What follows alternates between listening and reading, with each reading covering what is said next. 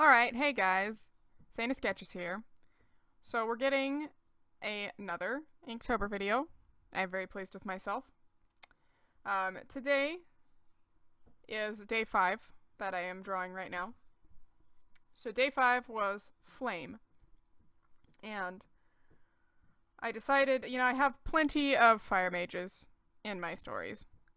But I decided to kind of go a different route and be a little more creative. So this is a situation that I know happens as an author. It doesn't happen in Destiny, but it happens before Destiny to a character in Destiny. It's kind of a backstory. So that would be Crystal. So Crystal's the one on the ground there. Um, and this is when she flees from Spellcrest, and she's not in a very good way, and she's lost in the mountains, and she meets the guide. So the guide is a reoccurring phenomenon, you could say, in the Sanaverse. And he is one of the forms that Ignacia takes. Ignacia has several defined forms, like his Grim Reaper form. I don't have a better term for it, but it is the form he comes in when someone dies. So this is the guide, which is a form he takes when he is leading a lost creature down the path they should go. Now, obviously you can decide not to listen to the guide. He's not going to make you come with him, but he offers help. And so here he is offering Crystal help, and she does take it. She's a little concerned about being found by anyone, since she is a high-profile runaway. But obviously, Ignace's not going to turn her in. But anyway, he does end up helping her. And generally, the stipulations for the guide showing up are that no one else could help the creature he helps. Which is pretty true of Crystal. There was no one around where she was. She's in the middle of the mountains. So anyway, one of the signature things about the guide is that he always has a staff with a lantern on it. And I decided to draw that for the flame. So that was really fun. I liked drawing the lantern. I really like the framing of this picture. Like, you can't see the guide's face, but that was kind of intentional. That was intentional. I just kind of didn't do it the best. But I really like how the flame turned out, and the lantern, the candle. It was all a lot of fun, and it turned out better than I thought it would. Let's just say that. So yeah, that was day 5, Flame. And yeah, thankfully this one wasn't terribly difficult, as opposed to the next one.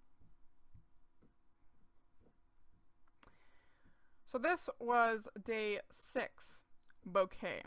And day 6, you guys, I am not joking remotely when I tell you this thing took me 10 full hours. And I did that in a 24-hour period. Well, less than that, actually, because I do have to sleep at some point.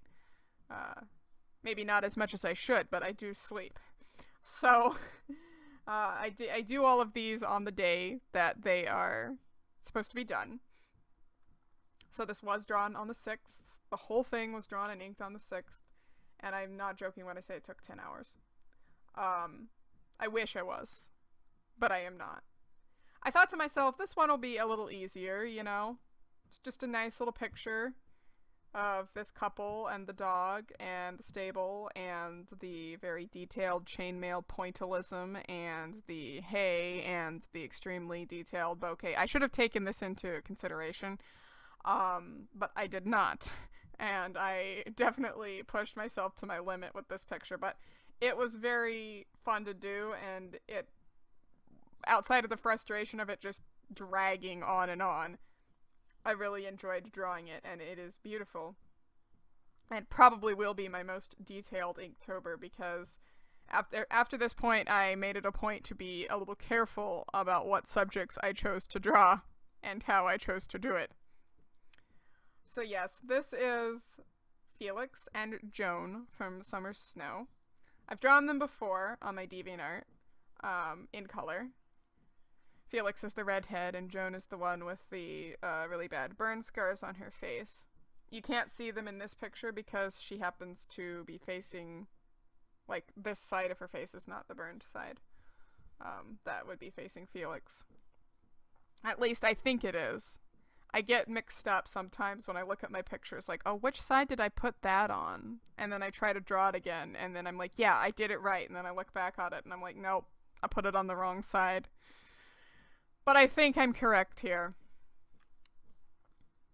But yeah, so Felix and Joan are an adorable little couple from Summer Snow, my next work in progress, and hopefully what I hope to be my first published book.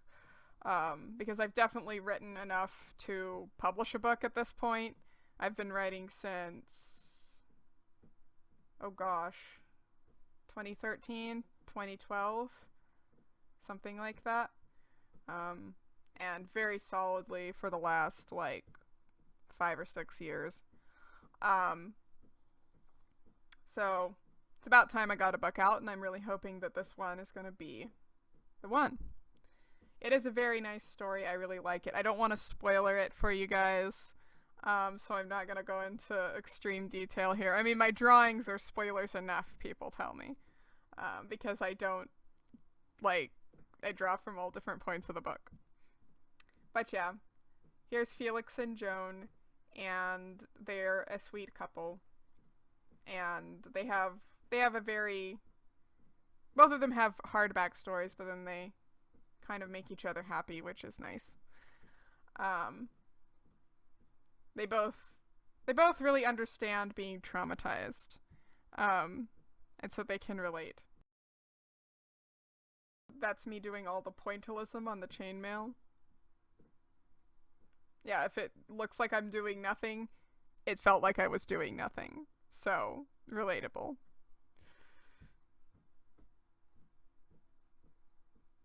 It took, that alone took over 30 minutes. But it looks beautiful. It was worth it. But it's excruciatingly slow. And that's what I'm talking about, like 10 hours, just the details of this picture that I actually went and put in. This was when I still had a lot of stamina for the challenge, and I hadn't realized that I was burning myself out. I'm still holding strong. I'm still holding my own. I'm doing the prompts. I haven't missed a day. I'm set to not miss a day. I've got to get past the 16th. I'm determined. I'm going to get at least to 16 straight in a row, because last year I got to 15 straight in a row before I broke. So I want to beat my record. And now the challenge is to see how far I can beat my record. Maybe I can get to 20. That would be cool. I don't think I'm going to get every picture every day. That would be amazing. But I still have to write, and I am definitely exhausted by this point. It is the 14th when I'm recording this voiceover, and I wouldn't say dying is the right word, but I am kind of exhausted. The things I do to myself. But it's a lot of fun. I enjoy this challenge. So yeah, there I am, just inking everything. The ink work in this thing was insane. I'm putting the ink on the haystack there. Dante is Felix's dog. He loves that dog.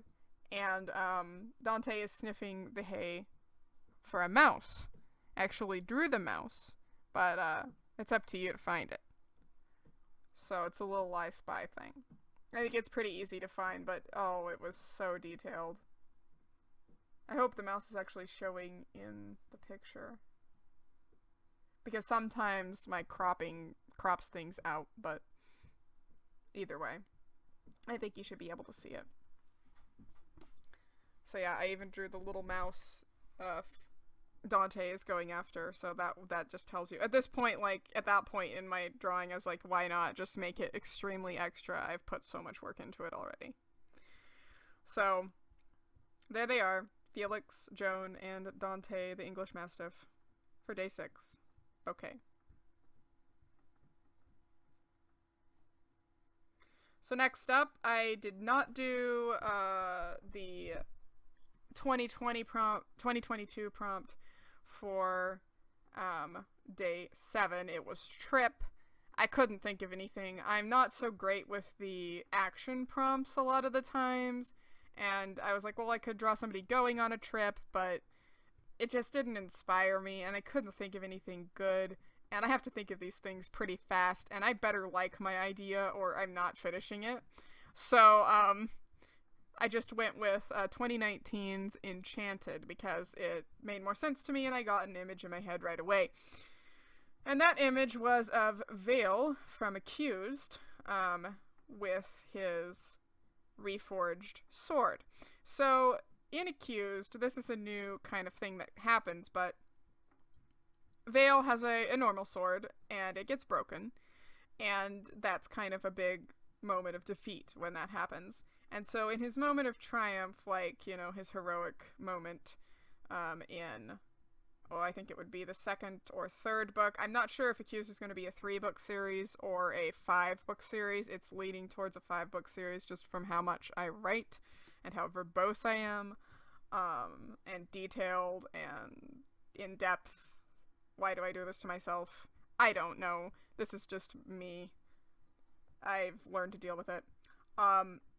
So yeah, he's in one of those climaxes. He faces his father, which is one of the villains, and he ends up reforging the sword with magic, and he enchants it, and the blade just kind of hangs together there, magically, obviously, and it is a lightning blade. Has a lot of lightning capabilities, because Vale becomes a storm mage. That's kind of been a plot point for a long time. He goes from air to storm, which is a big thing because air is like relates to people who are free and happy and kind of, you know, free-spirited and fun, and storm is the opposite, which is more heavy and deep thought, quiet, you know. So he definitely goes through a big personality change with everything he goes through in his book. But yeah, that's day 7 Enchanted, and I definitely love the lightning sword. I was having a bunch of fun making different lightning patterns and trying to figure out what the lightning coming out of his eyes looks like, because, yeah, but there we go.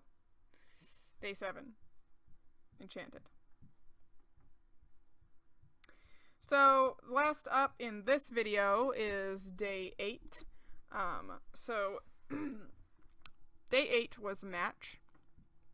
And out of all the things I could have drawn a match, like a fire match. I could have drawn a sword match. I decided to draw my character and a friend's character because they match in coloration. They really do. And it's a strange coloration. So here's Anya, my character, the fox girl there. She's Riven's sister from Legacy, and a bit of a curmudgeon. And then I drew Yana, who is my friend's character. Now, my friend writes a really cool book, well, it's a series, about, it's a high fantasy novel. I'm not going to get into, like, what it's about. I'm sure she would rather me not spoiler everything. But, the characters in it are fawns, a lot of them. And so this is Yana, and she is a fawn. And she doesn't have horns for story reasons, but I don't know if I can, like, quote that correctly, so I'm not gonna try to explain it. But, like, I know why, but if I was to try to articulate it, I would probably mess up. But I had a lot of fun designing Yana's clothing from my friend's, stipulations. Would that be the correct word, I think? Advice? She gave me pictures. I liked drawing the designs from those pictures. And yeah, it was just fun to draw a different kind of character. I don't have any fawns characters, so this was fun to design. Anya is reacting typically as my characters generally do when they meet any sort of humanoid, since, well, there are no human-like featured creatures in the Saneverse, so they're a bit weirded out by the furless skin and the flat faces. But Anya will probably get along with Yana, given the chance. Anya is definitely a strong-willed little curmudgeon, as I said, but she's friendly if you're not trying to hurt her. She just generally assumes that everyone is trying to hurt her, and, well, her life has proven her correct, unfortunately. Yana is a bit less traumatized. Or a lot less traumatized, probably, than Anya. Anya has dealt with some stuff. She's seen things. But yeah, I really enjoyed the fun little matching concept here. They're both gray-based characters with platinum blonde hair, which is definitely an odd coloration, to say the least, so they stand out as matching. And they have the same color eyes, even though they're different shades. So yeah. Thanks for watching, guys. I hope you enjoyed that Inktober video and seeing all of my drawings and what I've been doing with the prompts. Pretty soon I will get the next video up. I've obviously not missed a day, as I said. So yeah, thanks for watching. I hope you enjoyed, and I'll see you next time. Bye, guys!